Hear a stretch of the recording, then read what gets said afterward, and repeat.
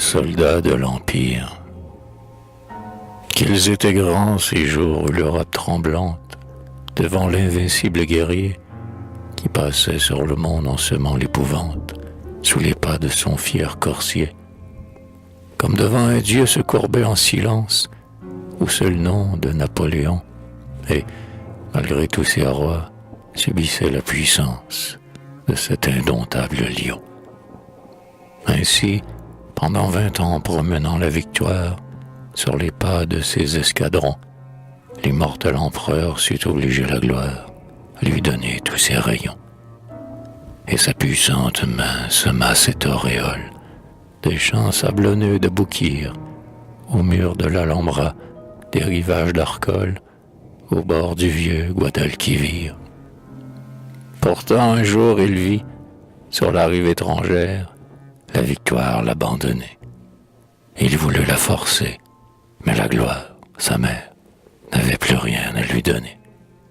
Car, pour orner son front de brillant diadème dont il devait nous éblouir, elle avait épuisé, dans cet effort suprême, tous ses lauriers de l'avenir. Quand de la trahison et de l'ingratitude il eut bu le calice amer, il alla demander asile et solitude à l'immensité de la mer. C'est là qu'il s'éteignit sur un roc solitaire, dans sa gloire et dans son malheur, et les nains couronnés qu'il foudroyait naguère jetèrent un cri de bonheur. Puis, quand il disparut de cette haute cime, où lui seul est jamais atteint, bien des vaillants acteurs de ce drame sublime, dont le soleil était éteint, pour calmer la douleur de leur âme accablée, cherchèrent un monde nouveau, et, pleurant son enfant, la gloire désolée, alla veiller sur son tombeau.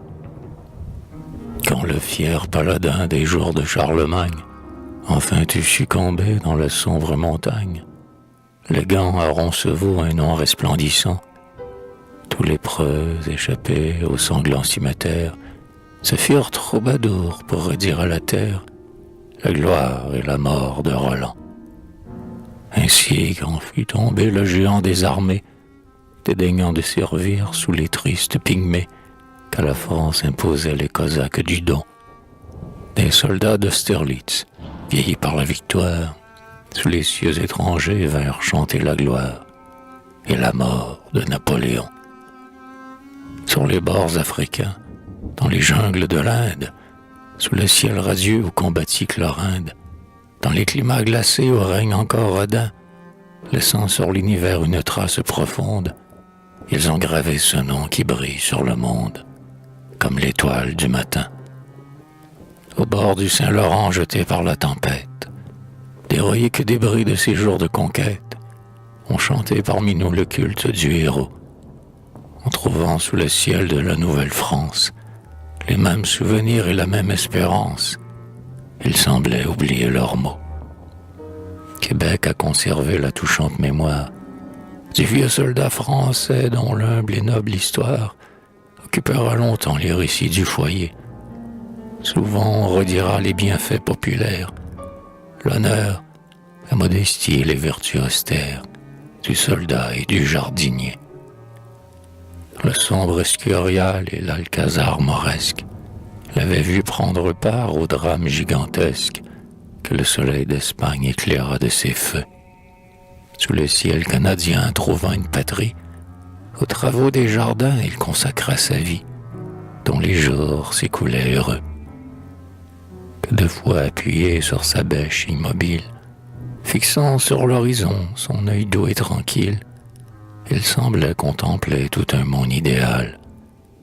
Oh, sa jeunesse alors, avec sa sève ardente, déroulant les anneaux de cette vie errante, lui montrait le pays natal. Au rivage du Rhône, au bord de la Durance, Beaucaire, où s'écoulaient les jours de son enfance, donjon du roi René s'élançant vers le ciel, au Mistral soulevant les ondes fugitives, à l'heure où, chaque soir, s'élève sur les rives le cœur de l'hymne universel. Ô champ toujours couvert de fruits et de verdure, étalant au soleil votre fraîche parure, forêt où s'est lancée la meute des chasseurs, en vous voyant revivre en ce rêve sublime, son âme s'emplissait de cette joie intime, et ses yeux se mouillaient de pleurs. Sur ce riant tableau bientôt passait une ombre. Il voyait s'avancer ce géant à l'œil sombre, la terreur, conduisant ses hideux bataillons. Les fleuves débordaient du sang de ses victimes. Elle portait la mort sur les plus hautes cimes et dans les plus humbles vallons.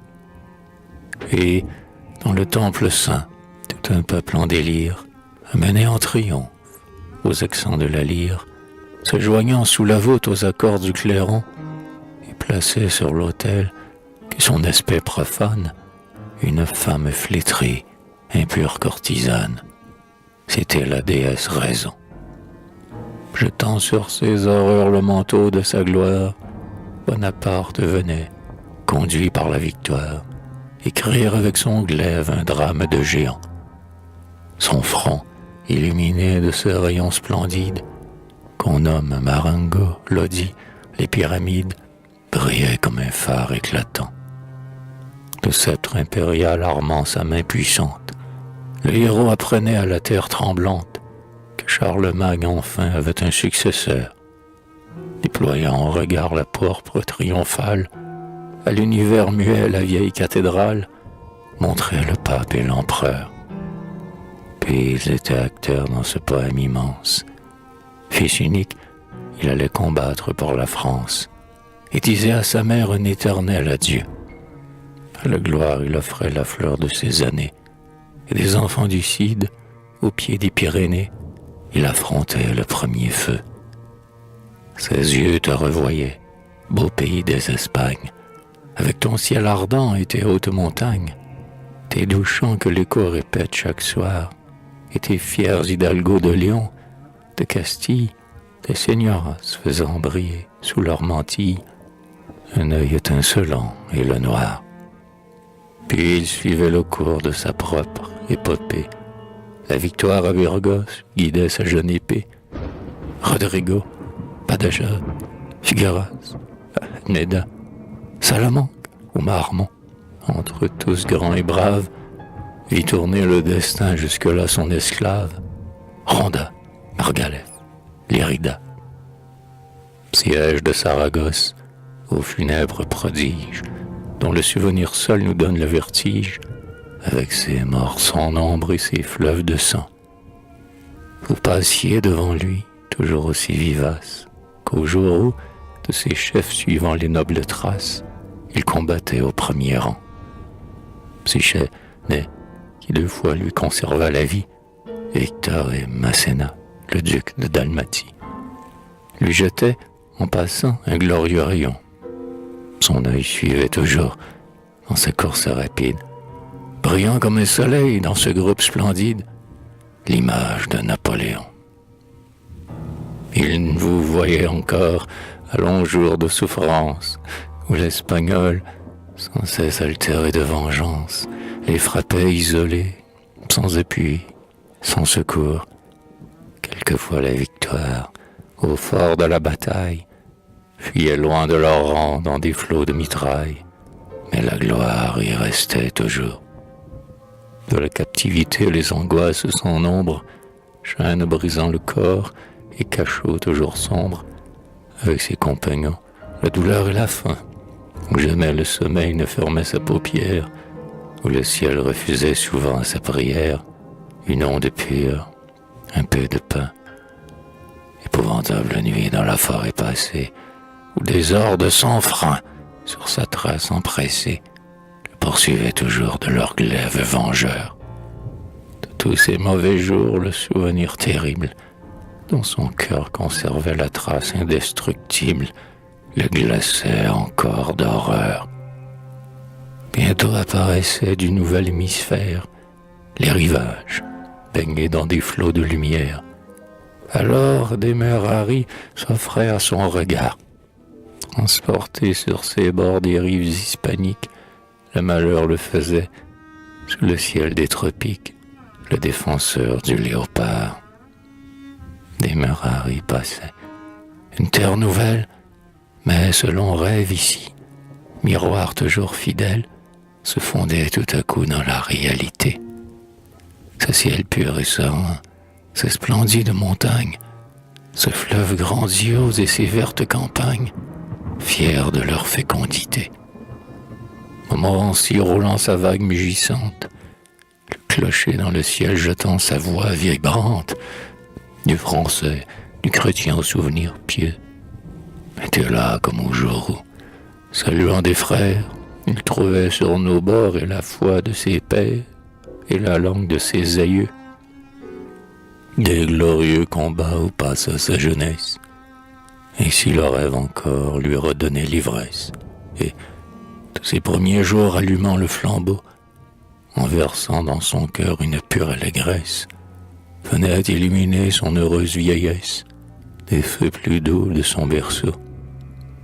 Rêve, baume divin, voix d'en haut, bien céleste, du bonheur de l'Éden touchant les derniers restes, quand Adam, en péchant, se fut fermé les cieux, Dieu, pour le consoler, Dieu lui donna le rêve, rayon 100 fois plus pur que l'astre qui se lève au sein des grands horizons bleus. Et quand venait le soir, à cette jeune famille qui se groupait autour de l'âtre qui pétille, souvent il racontait ses jours aventureux, plein de ses souvenirs, d'une voix forte encore, des vieux chants provençaux qui berçaient son aurore, il répétait les sons joyeux. Un jour portant la mort, qu'au sein de la mêlée, il avait quelquefois vainement appelé, d'elle-même s'en vint s'asseoir à son chevet.